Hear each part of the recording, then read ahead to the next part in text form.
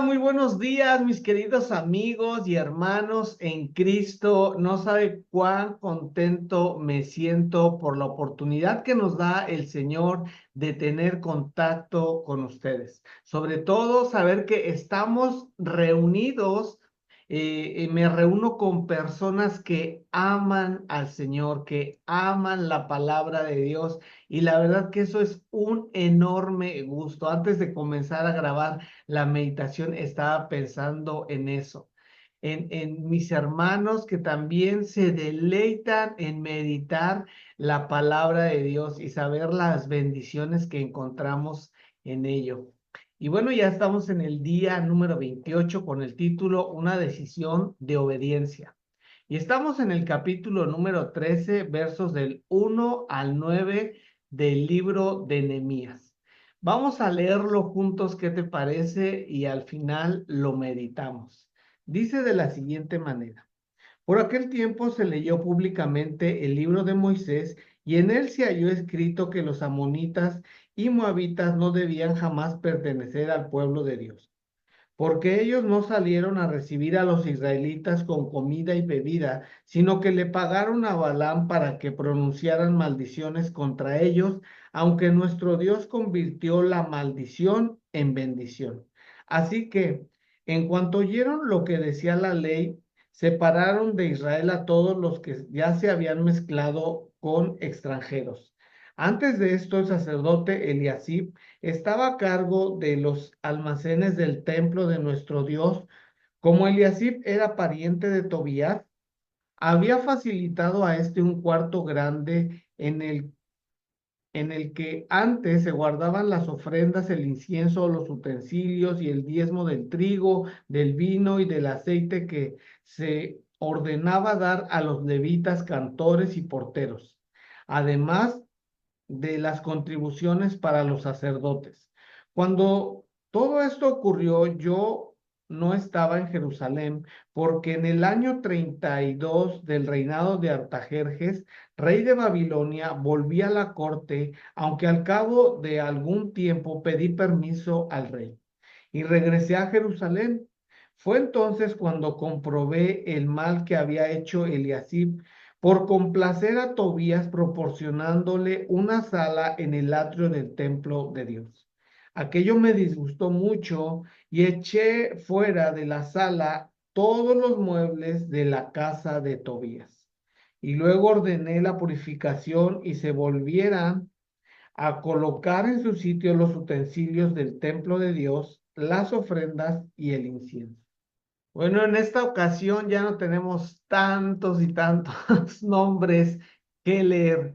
Y bueno, la verdad es que eso nos pone a sudar, y tenemos un poquito ahí de dificultad, pero bueno, ya pasó esos episodios que vimos del libro de Nehemías. Y bueno, hoy la verdad que este pasaje nos da mucho, mucho para meditar. Me parece que va a ser muy enriquecedor. Quédate hasta el final de la meditación.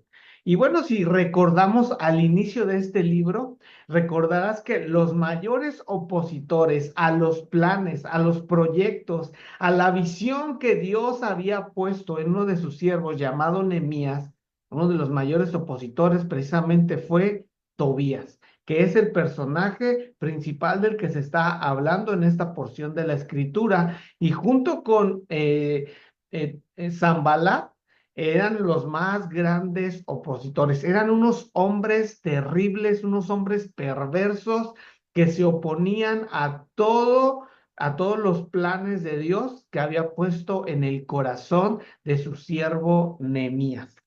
Y bueno, también aparte de todo ello, querían poner desánimo en el pueblo para que no continuaran, para que ellos pensaran que era una tarea imposible, que no lo iban a lograr.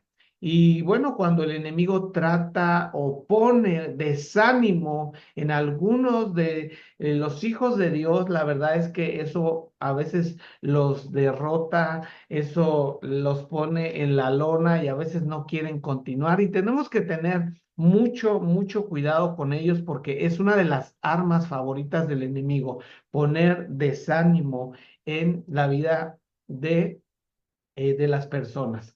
Y bueno, a mí me parece increíble lo que dice este pasaje. Casi no damos crédito cuando lo leemos.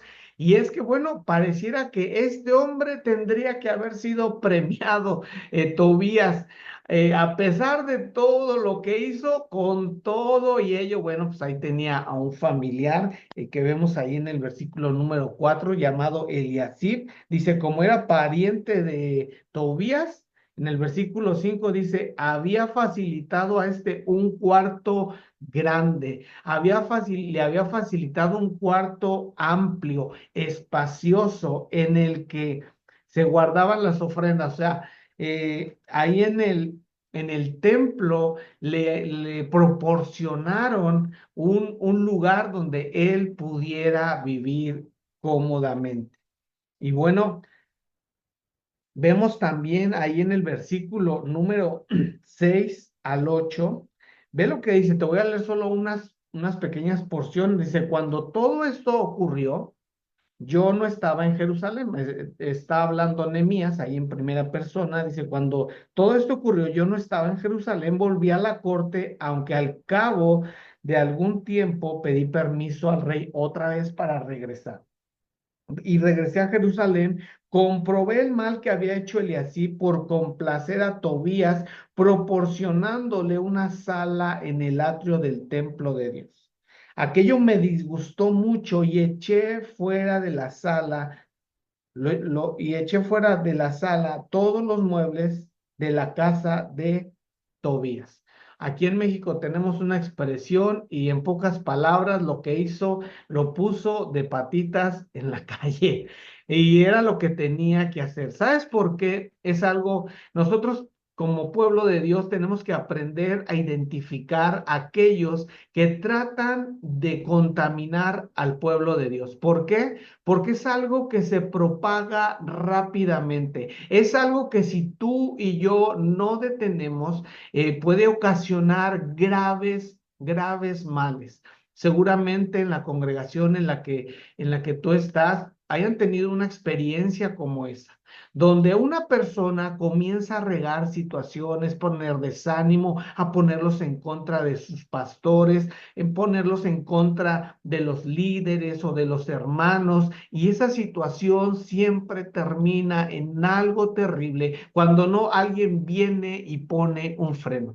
En este caso, Nehemías estaba enojado, estaba enfurecido. Dice ahí, dice, aquello me disgustó mucho y eché fuera de la sala todos los muebles de la casa de Tobías. Así que lo que yo puedo ver aquí en la palabra es que tenemos que tener cuidado con ello. Cuando tú veas una mala actitud en algún hermano dentro de la iglesia, identifiques cosas que pueden dañar, pueden perjudicar la obra de Dios, ponle un alto, échalo fuera. Como dice aquí, bueno, no te estoy diciendo literalmente que tú lo vas a correr, para eso desde luego hay autoridades, hay líderes, hay pastores, pero tenemos que contribuir en que eso se detenga, en que eso no se propague, porque puede ser muy peligroso para el cuerpo de Cristo. Y bueno, aquí en realidad se estaba violando un principio y cuando se violan principios puede ser algo muy peligroso. ¿Qué principio se estaba violando aquí? Bueno, el principio de la honra. Y la honra, pues la honra se le da a quien la merece. Este hombre no merecía esa honra porque no solamente no colaboraba, sino que aún se oponía a los planes que Dios tenía, a la visión que Dios le había dado a Nehemías. Cuando se le da honra a quien no la merece, solo lo único que hará es que va a crecer su orgullo, va a ser más engreída esa persona y cuando tenga la oportunidad va a pasar por encima de quien sea para cumplir sus propios planes y propósitos, no que favorecen a una comunidad, no que favorecen a un bien común, sino a sus propios intereses. Así que la verdad es que este pasaje nos ha dejado una gran enseñanza, enorme, una enorme lección. Y bueno, nos vemos mañana, si el Señor así lo permite, con una nueva meditación y bendiciones a todos. Yo no sé qué tenía Daniel, que cuando oraba leones callaba. Yo no sé qué tenía Elías, que profetizaba y fuego caía. Yo no sé qué tenía Moisés,